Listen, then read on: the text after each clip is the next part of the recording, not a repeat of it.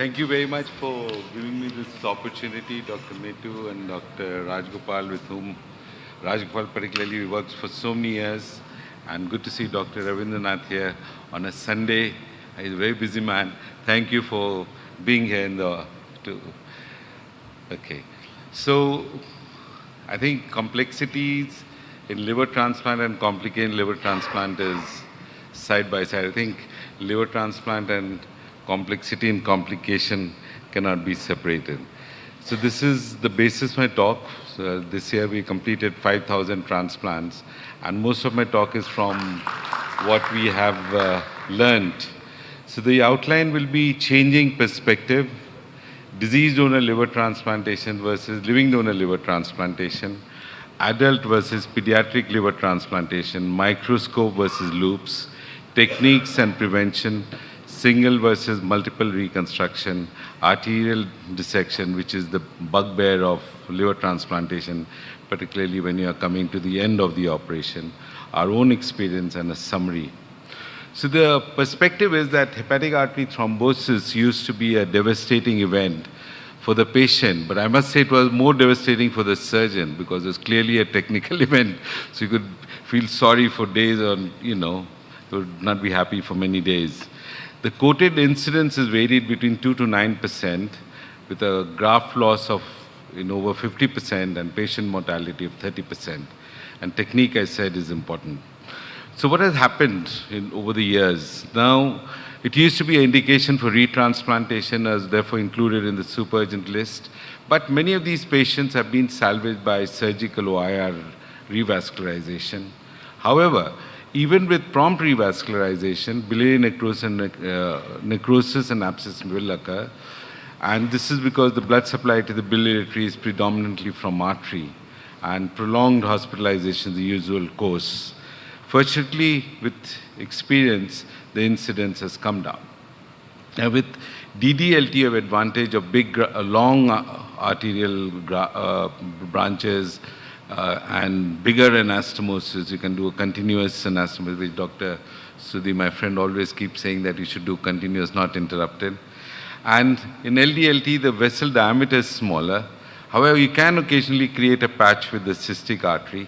And the interesting thing is that centers which do living donor liver transplantation as well as DDLT thrombosis rates have also come down. And LDLT experience of vascular reconstruction has been extended to reconstruction of vessels in gallbladder cancer and Klatskin tumor, which Dr. Madhusudan, I see him present in all the meetings, showing how you can use technique from one into another area. So what about right lobe versus left lobe grafts? Right lobe grafts usually have a large artery, but it's important to recognize intercommunicating arteries, which Professor Rajan Saxena, when he was in Cambridge, he showed them very nicely that you often have a suprahilar vessel connecting the right to left side. Also, it's important to remember that segment 4 artery will never come from a replaced right hepatic artery from SMA. And occasionally, what you think is one artery actually branches early and goes above and below, anterior and posterior to the bile duct. And so you have to be careful to recognize that. And this is what you can see here, that there is early bifurcation and it's going above and below the bile duct, and you will end up with 2 arteries. On the left side, it's the norm, I think, to have multiple arteries. You're very lucky if you have a single vessel there. And this is one example of an intercommunicating artery that you see between the right and left systems. And it would be wrong to think of this as supplying a particular segment. So multiple arterial anastomosis generally we prefer, and I read an interesting paper from the Asan Medical Center, which showed that 0 thrombosis rate when they reconstructed all the arteries. So that's amazing, I think. And that's why I think we buy insurance by reconstructing all of them. What about adult and pediatric recipients? Traditionally, pediatric recipients were thought to have a higher thrombosis rate. That may be true in non-portal hypertension cases, but generally if the transplant is for a portal hypertension indication, then the hepatic artery would be hypertrophied. The donor is an adult, so you actually have good caliber vessels to join. The portal vein thrombosis in these small children is a bigger problem, and of course, we as a group connect all arteries, but really, you can not do it as well. We do a large number of domino transplants, and sometimes this poses a big problem because if these are usually from MSUD recipients, and if you divide them distally, then you may end up with multiple arteries to join, and also in the domino the MSUD child, you may end up with a very short stump of recipient artery because you were tempted to take both the right and left as a single artery. What about impact of donor quality on hepatic artery thrombosis? Older donors will affect whether it's from the artery is wrong or whether the graft function is poor, diabetes mellitus, steatosis, and smaller grafts, I think, probably have a high incidence of hepatic artery thrombosis. Unfortunately, this has not been studied much, but I think it does happen. And the factors such as cold and warm ischemic time of the graft, donor recipient artery size mismatch. I think this is the fundamental to preventing hepatic artery thrombosis, size mismatch. Recipient age less than 1 year, low weight of the recipient, and of course ABY, living donor liver transplantation. But really, although it gets quoted in literature again and again, but in our own experience of huge ABY liver transplantation, this really has not been a problem. What about size match? One area where you have to be very careful is people who, when you're transplanting for alcoholic steatohepatitis, they have really large and thin arteries. They're actually like portal vein, and your stitches can cut through and you can get into a lot of difficulty. A variety of techniques have been described for size matching, fresh mouthing, spatulating, and we have not used any one of them because you often will have a variety of arteries of appropriate size, left hepatic, left to right gastric artery, gastroepiploic artery, to get a size match. Sometimes if you carefully trim all the sort of tissue around the artery, you can thin it and you can get good size matching. And if you really have a short stump, then you can extend it on the back table using the recipient's hepatic artery alone. What about etiology on hepatic artery thrombosis? Pediatric acute liver failure are predisposed to higher incidence of hepatic artery thrombosis because obviously these are without portal hypertension.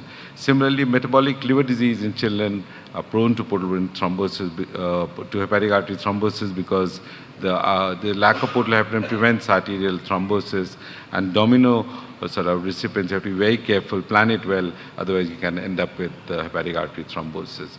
What about minimally invasive technique? In the beginning, we had a sort of increased incidence of hepatic artery thrombosis, and then I took a cue from Dr. Sudhindran, and we started flushing these hepatic arteries with heparin, which we were not used to do it before, and that seems to have come down. And also important to recognize favorable anatomy to help you in reconstruct. One of the important things is that when you are, for example, if you replace right hepatic artery and doing a retransplant to somebody with portal vein thrombosis, then it's important to factor these in so that you can join it easily.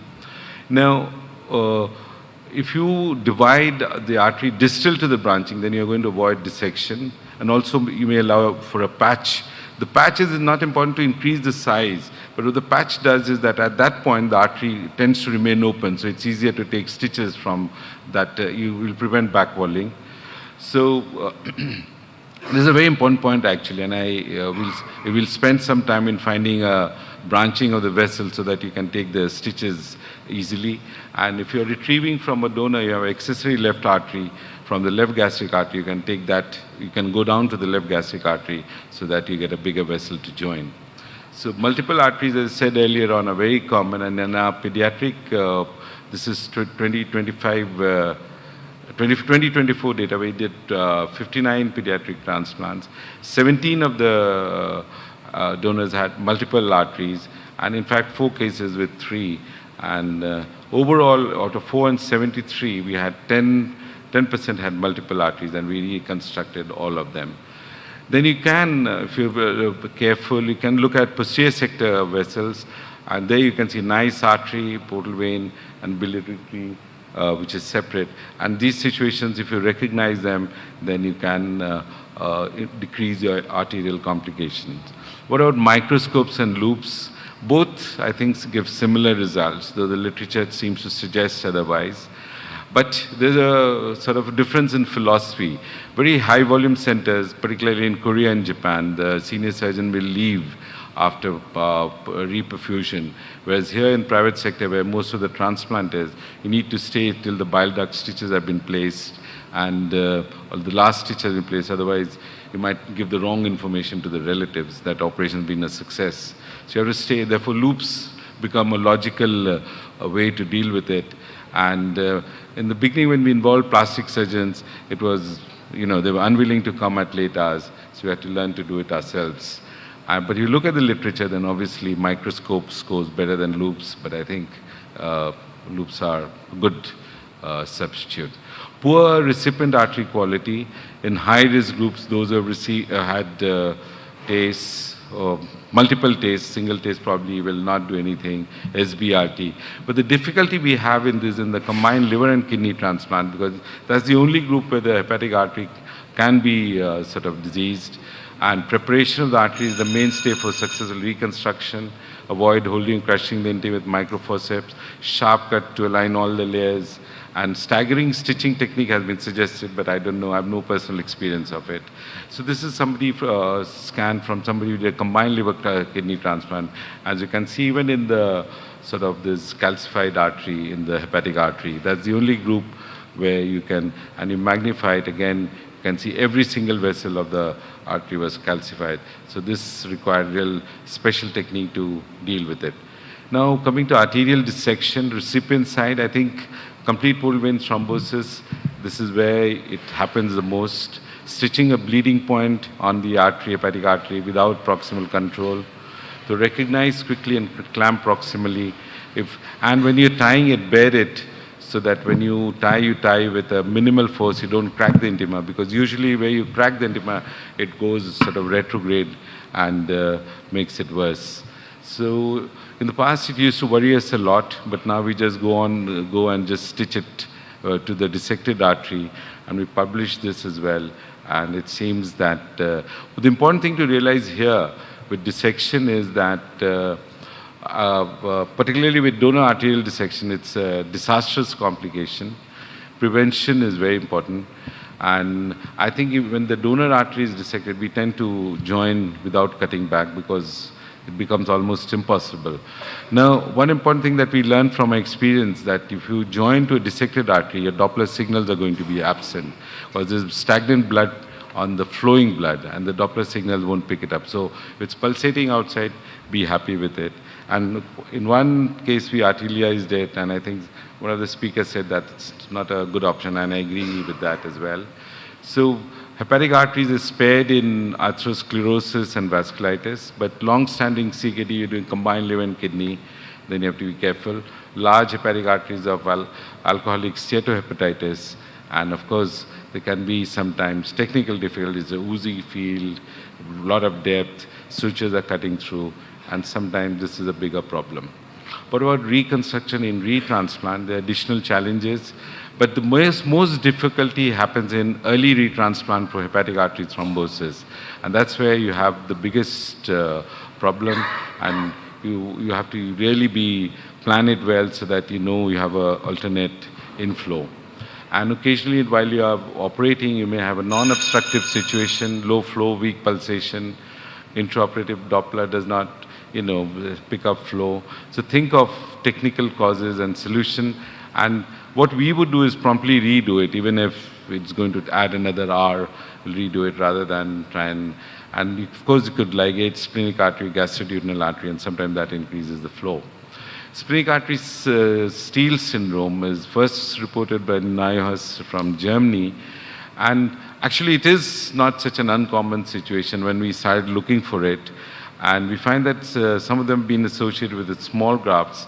And here you can see there's no flow. And Dr. Shanawaz has embolized the splenic artery and the flow has returned. So that's something to keep in mind. So what about technique? Size matching, I think, is fundamental. Bearing of all periadventitial tissue carefully, fine sutures, interrupted versus continuous. I think most GI surgeons who have progressed to liver transplantation use interrupted. And we've used the same technique in over 5,000 cases. Left hepatic artery, better size match at a branching point, does not bear the bile duct. So we do the right layer, interrupted, then we turn it around, left layer. So usually all, irrespective of the size, 2 corner stitches and 5 stitches in each layer. So these are results for pediatric transplants, 517, and we had 4 out of 9 developed HAT, 3 underwent re-exploration, re-anastomosis, 1 was IR guided, and I think, and similarly for domino transplants, we had a good number of domino recipient and 1 child with acute liver failure. Long time ago, I think when Shiraj used to be here with us, we showed that with time it improves. So the adult rate has come down a lot, and we published this in liver transplantation long time ago.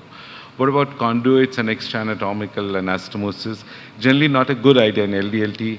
You have a variety of other vessels, left gastric, splenic, gastroepiploic, and occasionally we use the inferior mesenteric vein for, a graft for an extension between, this is an error written here, and conduits and DLT are different matter. What about bailout procedures? Not really much. Stenting, I don't think it's a good idea. But the real problem happens when you have a biliary leak and a failing graft.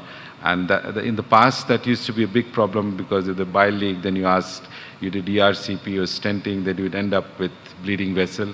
Luckily, that complication, bleed from hepatic artery following bile leak, has reduced now.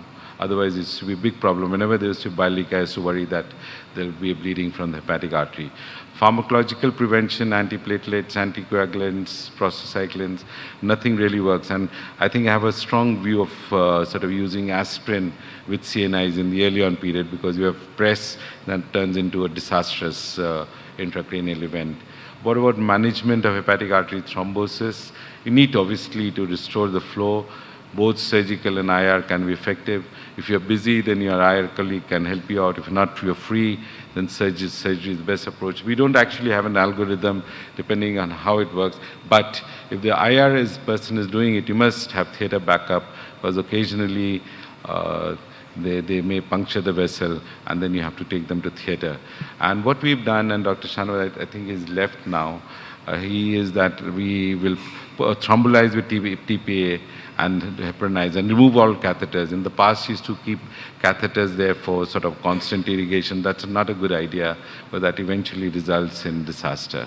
And of course, retransplantation. So here's somebody who had a thrombolysis with TPA and recovered. So in summary, therefore, hepatic artery complications can be prevented with good technique. Anticoagulants have little role, I think. Perhaps better to reconstruct all arteries by insurance and can be managed by IR or surgery. Thank you for your attention. Vast experience, sir. Sir, any time did you face donor side of the or graft side of the arteries complete dissection occurred up to inside the liver? And did you, what you have done, sir? Any renal portal, arterialization of portal vein or something else? Yeah, I think what happens is that in the past I lost one patient right in the beginning because I was trying to cut back and get a nice. I think the trick is to just do it at the dissected site. Do not try, and that's what I believe in. And after that, particularly if somebody's at cholecystectomy, lap chole and all, and you will often find that the intima is separated from, but just do it there, do not try and cut back. But of course, it can, the trick is to sort of see where the dissected artery lies in relation to the outer wall. So you stretch it and then take a stitch at the corresponding points. And usually it works. But your Doppler signals won't be there because there's stagnant blood all along the vessel. And it prevents Doppler signals.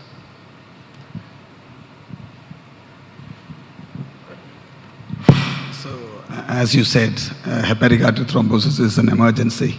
And the faster we try to reperfuse, the better it is. So what's your protocol for post-transplant Doppler monitoring? So we currently do it, we have a very good Doppler service, and they will do it as soon as we call them. So in the first 10 days, we do it twice. And after that, they still do it well. If they're in hospital, they'll have one done every day.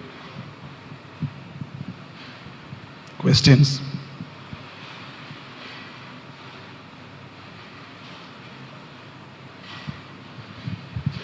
Do you use antiplatelets in all patients? We don't. The reason is not because I think I mean, all of you will share that intracranial events happen after surgery. And if you use aspirin, then you cannot salvage these patients. Hepatic artery you can salvage, but if they are intracranial bleed, you can't salvage them.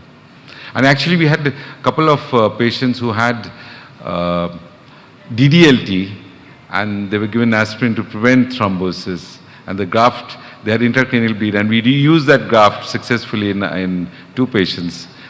Unfortunately, reused transplant. I think we got good publicity. I think we published it, I think, as well. So that again tells you that if you get intracranial bleed and using aspirin, then it's a disaster. I mean, I think protocols, we've used 75 milligrams aspirin for all recipients. Yes, yeah. That's something that I've learned from Professor Ela, so every recipient gets it.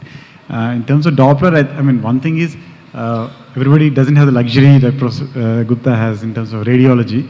So I think it's good for all surgeons to do a bedside Doppler. Now you need everybody does better. In fact, now our anesthetist does the Doppler and says results are okay. So that's a good point. All our surgeons do it now as well. I think they all do it now. That's a very good point. And a small point, I think we had a case about donor artery dissection, but we won't have time now to discuss that. Like Dr. Gupta said, I think the aim should be that you should go proximal to the dissection point. Even proximal dissection point, there will be some separation of the intima and the thing, but you can still get away with doing an anastomosis there. But if you anastomose distal to the dissection point, then the dissection will then a problem. That's the point, the very important point. That's right. Very important point. Do it there and at that point itself. Last point I wanted to make is for cadaver transplants, much easier than a living donor. But I just want to say it is so important to do the retrieval properly, because if you don't retrieve and you have a stretch injury, because you can't detect it, it's not visible, it just presents 4 days later as a hepatic artery thrombosis. So all retrieval surgeons, especially in the cold phase, should make sure that the artery at no time is stretched, especially against a connection or a junction. I think time to close. Thank you very much. Thank you so much. Inviting.